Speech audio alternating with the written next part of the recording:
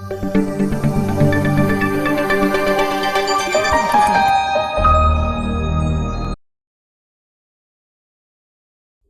we can hear you.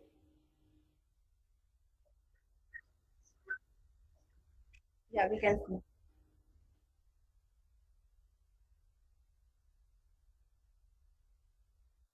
So a very warm good morning to everyone. I hope the NMR concept which I was trying to build in the last session, I think you had a recapitulation of what I had tried to explain to you. And so today we will be taking not only talking of the factors how you are getting an FID, or basically how you are getting a signal from the sample of interest, but we will also see from these signals what are the informations we can derive and how these informations are actually in a very systematic order. If you try to record this data one by one, what will happen, you will get informations, and these informations will help you in building what do you say, the structural informations. Okay, so structural informations will be it cannot be the entire structure at one go, but first we will see what are the different like if you are doing a proton NMR, then what will be the resonances of the proton NMR, what will be the spatial orientation of this proton NMR distributions, how many proton or NMRs or proton signals we are collecting it. Okay, and if it then we are going to a carbon, so then the correlation between carbon as well as a proton, and so the hydrogen carbon correlations, and then the different functional groups. From the functional groups, what is the bond length between them. So all this we are going to see, and what are the factors that will be basically influencing this phenomena, and that will result into difference in the spectra we are getting it. So different types of spectra will be getting it, what this spectra means, and how we are going to get information from this spectra patterns is what will be the main focus of today's talk. Okay, so we'll start with magnetic field. In the magnetic field we have the magnetic poles. You have the magnetic pole, you can see here. In this magnetic pole you have one aligned with the H naught. So if you see the H naught, that is the external magnetic field. The external magnetic field is something which will be influencing the protons or NMR active atoms in your sample, and when we put it, as we saw in the external magnetic field, either they will align towards the external magnetic field or they will align opposite to the external magnetic field. And then what we give a radio frequency pulse. Based on the radio frequency pulse, from ground to an excited state they will jump, but as in excited state they are not stable, they will again tend to fall back to the ground state, and in this process what we will be getting is we'll be getting an FID. Okay, now the precision of this, because as if you remember I was talking of the spin. So whatever electrons are there, they are spinning, whatever protons are there, they are spinning, they have their spin, and because of the virtue of their spin they will also have angular momentum, right? So this angular momentum, if you can see here, they are spinning, and this spinning is also, you can see this is basically the angular momentum which they will develop and at an angle. Now this angular momentum is supposed to have with any body which is spinning. Now if this a static, a linear body spinning and moving ahead, then we say a linear momentum, but when this is at an angle, then we say as an angular momentum. Okay, now nuclear magnetic momentum will process or about the axis, so this precision will be around this axis of an externally magnetic field. Now what is the external magnetic field is, this is B. So this is the external magnetic field, and it will precess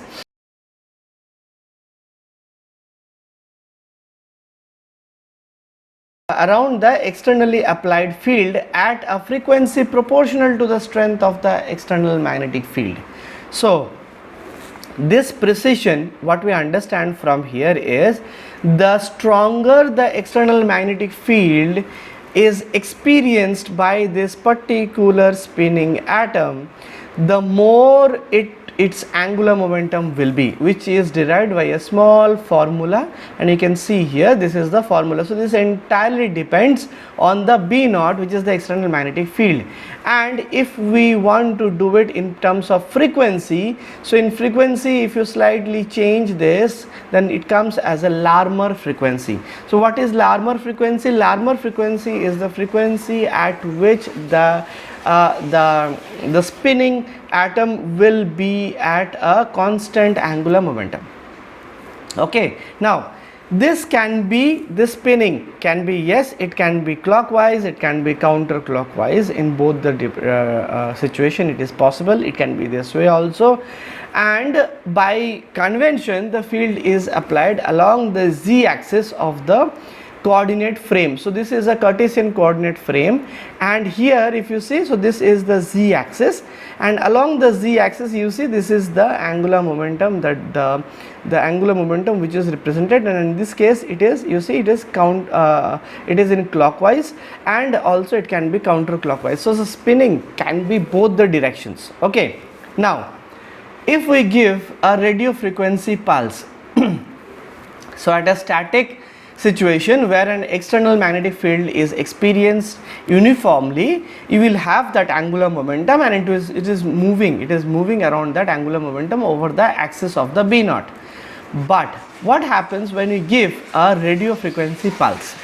When you give a radio frequency pulse, RF pulse, what will happen is, so in the normal case, you see this is the frequency, one towards the z direction and one towards the x direction, right? So this is the precision which was happening. But the moment we give a radio frequency pulse, what happened is this particular frequency, this angle rotated to 90 degree. Okay, now it has come to 90 degree. Now this plane z, it was revolving around the axis z. Now it has come to the y plane. Now in the y plane, what will happen? It will try to precess, and after precessing it will release the energy and come to the ground state, which is in the z state. And we can also have a 180 degree pulse. So RF radio frequency pulse can be given to two types. One can be a 90 degree flip, and one can be a 180 degree flip. So this is a 90 degree flip, where you see this is coming from z plane to the xy plane. But if it is a 180 degree plane, then from the plus z plane it will come to the minus z plane. You see, it is not coming to the xy plane, it is coming to the minus z plane. Now why these are different? Because if the the signal which is released, if it is very fast, then we will not be able to acquire those signal. So in that case, what we do is, if we flip it at 180 degree, to come back to its normal or to come back to its ground state, it will take much longer time. And then even if the short the signal or release signal is there, which we say as free induction decay, FID. This is a free induction decay. So what I was telling, whenever you are doing in xy plane, this will keep on giving back its energy which it has absorbed from the radio frequency pulse. And once it tries to give back energy, what will happen is it will try to come back to the previous state, right? So when it comes back to the previous state, what will happen is you will not be getting this signal for a longer time, and resultant you will be seeing this FID. So free induction decay means it is a freely induced decay. What is happening is, when I am saying a free induced decay, means it is in a free form. See, I can go at the top of a hill, okay, and it gives me tremendous effort, tremendous energy required to climb a top of hill. But if I say I have to roll back and come to the ground from the top of the hill, do I have to do anything? I just have to let myself go free. So if I just let my body free and I say I will roll, and what will happen, because you have a gravity acting, and that is why from the top of the hill I'll keep rolling without giving any energy, right? So that is basically a freely giving away your energy. In the similar way, when we are giving a pulse, it goes to the xy plane, but in xy plane it is at a higher energy state. This will not be stable. So to come back to the stability, what will happen, it has to give back the energy which it has acquired from the radio frequency pulse, and that is why freely induced, and that the word is decay. Decay means the further, the more the energy, the more the vibrations, and in this pattern slowly the energy, you see the pattern, slowly the energy is coming back to the is coming to the ground state, and once it comes to the ground state it will become like a flat line, and this is called free induced or free FID, free induced decay. Okay, so this free induced decay is something which is a signal, and which we do as a Fourier transformation, convert this, what do you say, as into a frequency domain, and this frequency time domain is converted into this spectra. So that is how we get from the induced decay, we get the spectra. So it's a projection, FID is a projection of the net magnetism along the Z plane, okay, along with so this net magnetism along the X plane rather, okay. So in this case, if it is a 90-degree pulse, then only it will come to the XY plane, and that is why in this case it is along the X plane. Now basically an oscillation, and oscillation plus decrease which is getting damped over a period of time, is that is what a FID, right? Now this frequency time concept of the FID, if you see it here, this is basically the time domain. So over a period of time, what is happening, the signal is getting damped, and this decay is coming to a flat line. Now what we are getting is a time domain spectra, which by Fourier transformation we convert it into a frequency domain spectra. So in frequency domain, what we do is we get it in terms of hertz, okay. So we do it in terms of hertz, and what we do is we put a standard. So the standard frequency or the standard chemical or the reference chemical which we are using in this case, we know the frequency of that particular chemical, and based on the frequency of that particular chemical we try to see the frequencies which we have achieved in this frequency domain spectra. And then the basic thing what we do is, for each of the spectra we do a full width half maxima, okay, FW HM. Now what is full width half maxima is, you see this is a FID, this is a spectra peak, okay, this is a single spectrum. So in this spectrum, this is the total height and this is the width at the center. So this is full width. So if you see the maximum width of the spectra, so if you make it straight, because this will be, this is the outlier, the spectra is going bad, so we always take the full width at the half maxima. So this is basically the maxima. Half of the maxima is this position, and at the half of the maxima we take the full width, and that is how we characterize the spectra or a single spectrum, right? So this is very, very important, because whenever you are getting a spectrum, you should know what is the type of the spectrum. If your spectrum is not aligned, then you will do a false calculation or you will do a wrong calculation, and which will lead to a wrong interpretation of the structural structure of the sample which you are going to study. Okay, now here you see you have basically, so in this scale we say the time scale of high resolution NMR, what we get, we do it usually in form of the chemical shift. We do in terms of relaxations, we do spin coupling, and based on all these informations we will try to decipher. So let's take one at a time. The first thing is chemical shift. So whatever in the spectra we see it, we know this is our reference, and with corresponding with our reference we try to calculate and see the chemical shift of the others, right? Now if we see the chemical shift we can find out, but before we calculate the chemical shift we should know what are the factors which are affecting the chemical shift and what exactly is chemical shift. Okay, so first thing is chemical shift is basically it is the position in the ppm scale with reference to the standard. So if I have a standard, suppose just for example take this as my standard, and with the reference of my standard what is the ppm position in the scale bar, and that is the chemical shift of that particular resonance. Okay, now what are the factors which will be affecting it? So you see there are two terminologies, one is shielding and one is de-shielding. So shielding, as like previously I told you, like if you have an earth and you see the pollution is there is a greenhouse effect. So this pollution is creating a shielding effect and not letting the heat from the surface of the earth to escape onto the outer space. But in case of an atom, what happens, this shielding is not created by pollution at that time, but it will be created by the electronic environment.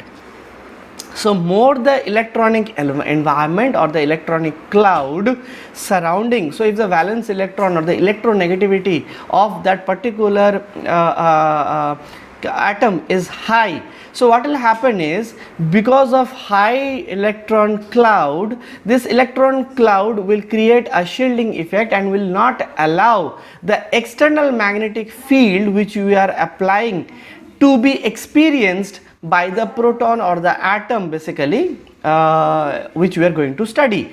So this will create a shielding effect. So what we have to do is we have to either increase the external magnetic field, that is the only thing. So that is external magnetic field will increase or will give a more experience to the atom you are studying. But there can be also scenario when a de-shielding effect can happen. A de-shielding effect can happen when the same you have this cloud, electron cloud, but they are working in such a way that they are actually minimizing the electron density or the shielding effect and letting more B naught, which is the external magnetic field, to be experienced onto the atom we are studying, right? So I'll show you how this is happening. But what happens grossly, I'll tell you, if you have a shielding effect, you know, there is a upfield movement. So the chemical shift or the resonance peak moves upfield. Upfield means from 0 to 12 or 13. If you take the scale, it will move towards the higher side. But in case of a de-shielding effect, it will move towards the lower side, that is towards the 0. And that is how the shifting of this resonance peaks will keep changing, and that will be because of the shielding or de-shielding effect. Now if I show you some of this, so if you take a reference which is a tetramethylsilane, and this tetramethylsilane usually resonates at 0 ppm. This is the reference which we take. So corresponding to this TMS, what will happen is, you see the type of proton you see here. So this is sp3 carbon, and you see this is the proton here, and it usually will have a resonance peak of 0.9 to 2 ppm. Okay, now as and when we see this is are changing, so this is the functional group or R, the main structural moiety, and CH3, CH2, CH, these are the three which we are talking. Now if you see here, this is only one proton, it is at 1.7, and you see there are two protons, it is 1.3, because now the electron density has increased, and then it will be experiencing more electronegativity, so 1.3, and then CH3 0.9. So now shifting towards the 0 right. Now here if we say it is just because of the electronegativity, no, it is not true, because it is not increasing the electronegativity, because here you see the proton resonances are increasing. So the same protons and the same resonances of multiple protons are giving a much stronger resonance, and that is why they are moving towards the zero. So you see here CH3, there are 3 protons or 3 hydrogen in this case, 3 protons, they are all resonating at the same resonance, and that is why their intensity will be much better, and then their peak will be shifting towards the zero. And that is how you can also find out. So if it is a CH3 or a CH2 or a CH, if the from the positioning or from seeing how far it is from the zero, it is being positioned.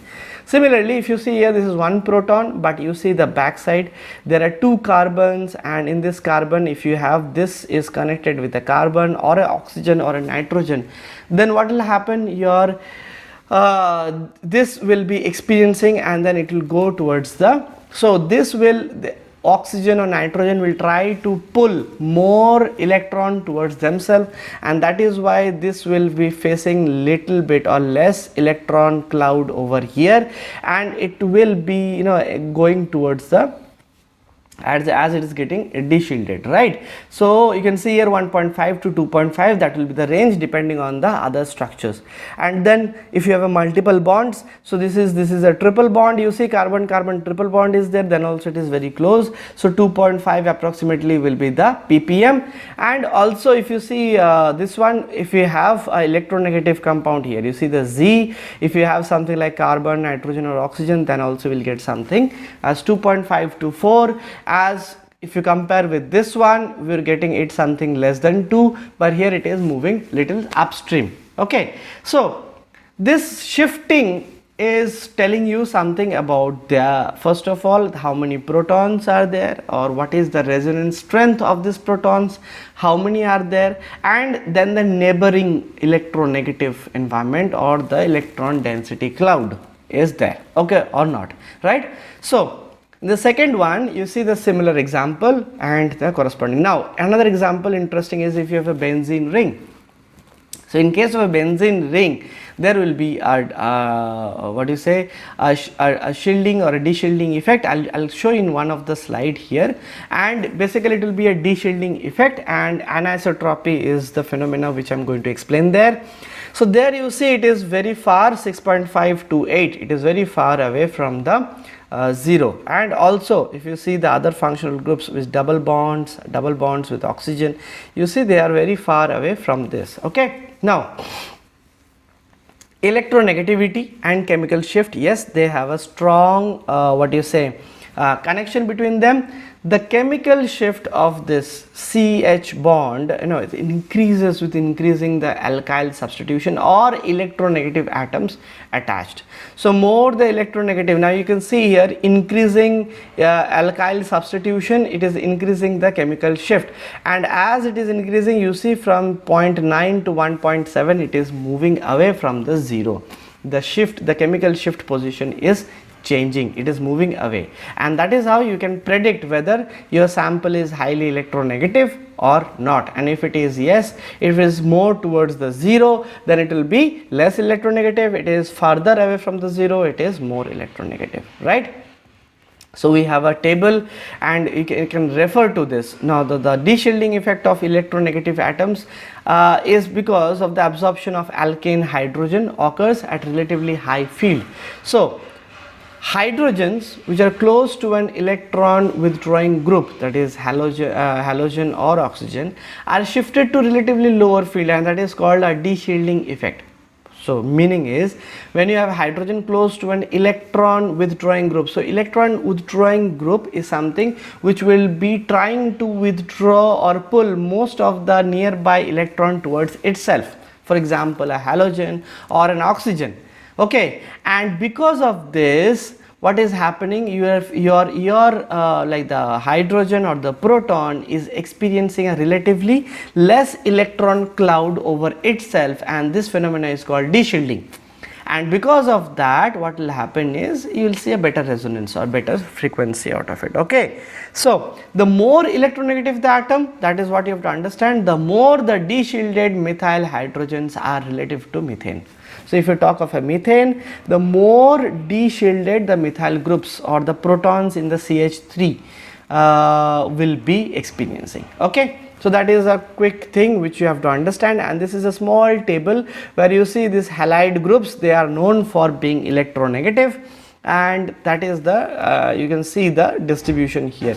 The less the halide groups are there, the more you will see this the shielding or the de-shielding effect. Okay, now if you have a multiple substitutions, then the multiple substitutions will exert a cumulative effect. So cumulative de-shielding in chloromethanes. Okay, so cumulative shielding and de-shielding in chloromethane. So you have a CH3Cl, and in this you have 3.05 ppm, here you have a CH2, here you see 5.30, and then only one proton with the CH3 here. So you see the chloride is increasing, so 1 to 2 to 3, and that is how what you are doing is 7.27.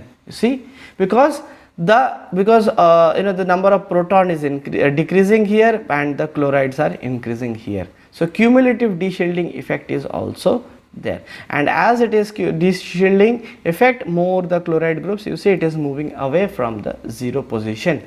Okay, similarly another one quick example, if you take these two methyl groups which are attached to this, so this proton is resonating at 4.21 ppm. Now this is one single proton attached to the main carbon, but this carbon is again attached to two methyl groups, and this three CH3 and CH3, these three protons and three protons, they are resonating at the exactly same resonance, which is 1.73. because why? First of all, they have a cumulative effect, so you have a 3 plus 3, 6 protons, and they are next to the bromine, and that is why they will be resonating towards the oxygen, or towards the, sorry, not oxygen, towards the reference, so that is 0. Okay, so that is how, if you compare this along with this one, this is moved, this is like at 4.21 by, which is farthest away, and but this is close to 0 or close to the reference peak. Okay. Now, if we have aromatic de-shielding and anisotropy, so aromatic de-shielding and anisotropy is a case, it is a magnetic field, and in this, if you see here, you have the pi electrons in benzene circulating around the ring, creating a ring current, and because of this, it creates, is basically it becomes into a small induced magnet. So this small magnet, what happens because of these rings, okay, aromatic rings, and because of this 6 pi electrons, what will happen, the magnetic field induced by these moving electrons will reinforce the externally applied magnetic field in the vicinity of the protons. So they are basically creating a de-shielding effect, and the protons thus, earlier they were feeling a magnetic field, but because of this effect, what will happen, they will feel a stronger magnetic field and a higher frequency is needed for resonance, meaning they are de-shielded and absorbed downfield, right? So what important is, if you have a aromatic structure, then you will feel that aromatic de-shielding is much more prominent, and it will feel a stronger magnetic field. The protons will be much more de-shielded, and it will move to the downstream level, that is away from the zero, away from the reference. So it will go from 6.5 towards the 8 ppm side, and you will see it is moving away. So for another example, if you have a alkyne chemical shift, so alkane, alkene and alkyne. In case of an alkyne, there will be 3 triple bonds, right? So carbon there will be 3 bonds, and it's called triple bonds, and in case of an alkyne also, you have pi electrons, right? So they are induced to circulate, and in this case the induced magnetic field opposes the applied magnetic field. So the applied magnetic field is B naught, and the induced magnetic field is already due because of the carbon-carbon triple bond. So the proton thus feels a weaker magnetic field, right? The protons will feel a weaker magnetic field, and so a lower frequency is needed for resonance. Okay, this is important. Now if the nucleus, now in this case the nucleus is shielded and the absorption is upfield, the nucleus is shielded and the absorption is in the upfield direction. So the proton is experiencing a more shielding effect and the absorption is upfield at 2.5 ppm. Okay, so that is the story with the alkyne chemical shift. So the summary of electron or the pi electron and chemical shift, if you can see here, you have a triple bond, carbon carbon triple bond, it will be shielded. If you have double bond, it will be deshielded, and if you have an aromatic ring, a benzene ring, it will be highly deshielded. And that is why if you see from shielding, it is in the upstream, that is near to 0, and slowly as it is getting deshielded, it is moving away from 0 or it is going to the downstream side. So as we are increasing the ppm shift, it is called downstream, and as we are going towards the 0, it is called upstream. So you can see the values, the ppm shift is very prominent, and from here we can find out the electron density of the protons or the from the nearby like 3 bond length or 2 bond length, how it is experiencing.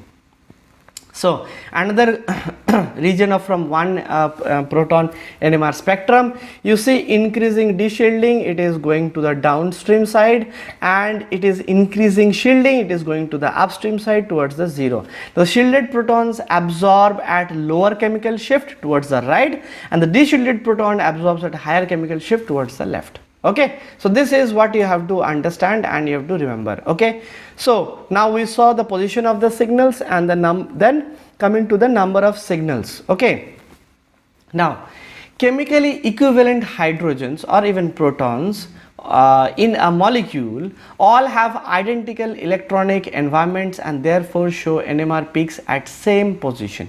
Okay, now in the NMR spectrum here in this case, this is a 2,2-dimethyl propanol. Yes, there in this case you see we have a OH group, and that is why this is a alcohol, and there are 3 different peaks due to absorption. So 3 different peaks what we are getting is, so first of all you see the structure, and then you first see what are the 3 differently resonating protons you can find. So one will be obviously the OH, this proton, this particular H. The other is this H2, because it is with 2 proton is connected with this carbon and this carbon in reference to other. So the environment or the resonance of this one will be different. Now compared to this one, so if you see this CH3 is attached to the same carbon, this also same, this also same. Now if all are connected to the nearby same carbon, then this protons and this methyl group protons will all experience the same resonance, and thus the resonance of this cumulatively will come as 1. This will be the second resonance and this will be the third resonance. So basically you will get 3 different types of peaks from this, and 9 equivalent methyl hydrogens on the butyl group are most shielded. So 9, how it is? 3 plus 6 plus 3, 9. 1 hydrogen on the OH group, yes, and 2 equivalent methylene hydrogen in this CH2 group. That is how the 3 types you will be getting it. So this is, I am saying you, because when you get this peak, from the peaks you will have to find out what is the structure, right? Now first is you have to see your chemical equivalence. Like in this case, this methyl groups are all chemically equivalent, and that is why they were resonating at the same position. So molecular symmetry helps establish chemical equivalence. Okay, in the same way, if you see here, there will be a rotational axis, there will be a rotational symmetry results in equivalent protons when the group of protons is rapidly rotating, as in case of a methyl group. Okay, so molecular symmetry helps establish chemical equivalence. When you have a molecular symmetry, cis and trans positions, if they are same, then gives a better chemical equivalence. So if they are not in the same chemical equivalence, then the resonance will difference, and that is why the conformation or the isotropy of the structure is very important here. Okay, so the conformational interconversion may result in equivalence on the NMR time scale. Now suppose you have a structure like this, you have basically the same one which I was telling you. Now have a chloride group, and you have basically three types of resonances, one from this proton, one from this, and one from this. Now in this same case, what happens is you can change the positions. Now the position changing and then changing to this position, so there can be positional changes and conformational changes. Like if I be more precise, it can be this conformation, it can be, so cis and trans positions can be possible in case of a cyclohexane. Now the single line in the NMR spectra at chemical shift, that is in delta, is at 1.36 ppm at room temperature, becomes two lines at a room temperature 90 degree, one at 1.12 ppm for the 6 hexagonal hydrogen and one at 1.6 for 6 equatorial hydrogens, right? So why this is happening? Because if it is a cyclohexane, then it will be same, but if it is not a cyclohexane, the conformation changes and the equivalence of the different functional or different side groups will change. Okay, so then comes your spin or splitting, or how the spin is actually telling you how many number of protons are there. So this is called spin. So we saw the spin quantum number. I think all of you recall the spin quantum number, and in the spin quantum number we found out how the spin quantum number is derived.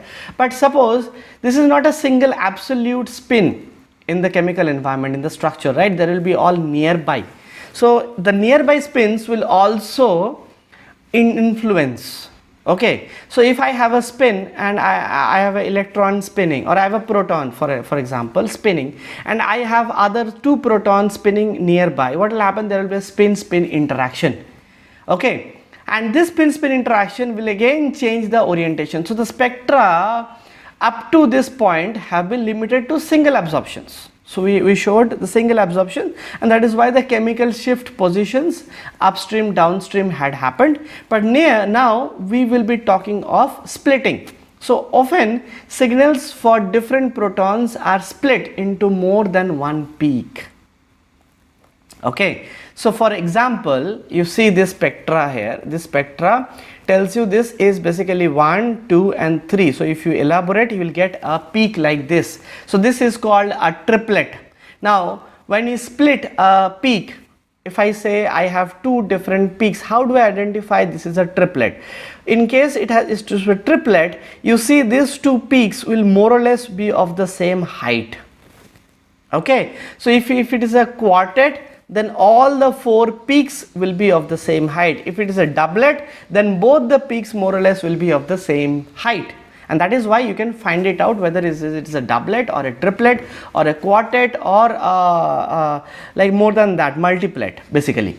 Okay, so if you see here BrCH2 and CHBr2, right? So this is the one, and if you see this carbon with this proton, it's resonating with a triplet, and again you have a CH2. So basically this says this is a CH group and this is a CH2 group. CH2 group with two doublet, not two doublet but basically a doublet, and with the CH group with a triplet. Now why this is happening? Okay, so for this what we have basically I think there is a n+1 rule. I'll come to that n+1 rule, how you're calculating that one. So just for the moment, n+1 rule is, if you see here, this is the carbon, this is the proton with this carbon.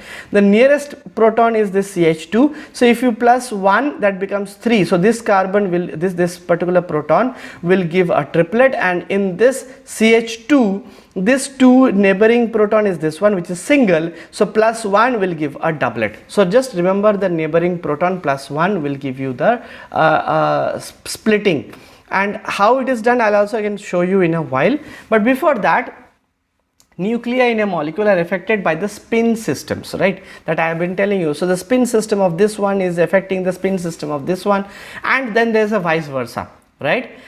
Now neighboring nuclei will always try to influence, and this effect is observed for non-equivalent nuclei up to 3 bond length. Now this is something which is very important.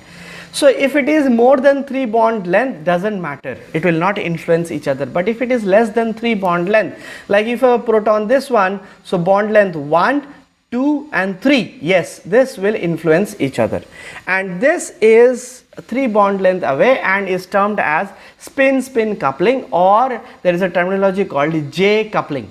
Okay, so J coupling is what we have to find out, and how we are going to do is, we see here the signal of the HA. So this is the red one.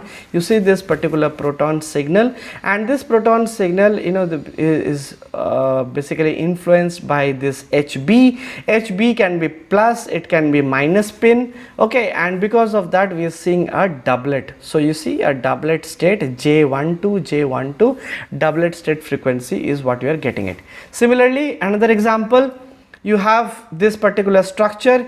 Now from this structure you see this is a CH3 group attached to CH2 and O. The same functional group CH3 is attached to. So this and this are in chemical equivalence. This and this will be in chemical equivalence, and the proton from here and here will be different, because this is attached to carbon and to 2 chloride groups. This is attached to carbon, but this is attached to oxygen and carbon. So this will face different. So you will basically have 1, 2, 3 and 4 types of resonances, right? So 4 resonances you are seeing here. So this is, you see 1, 2 and 3, 4.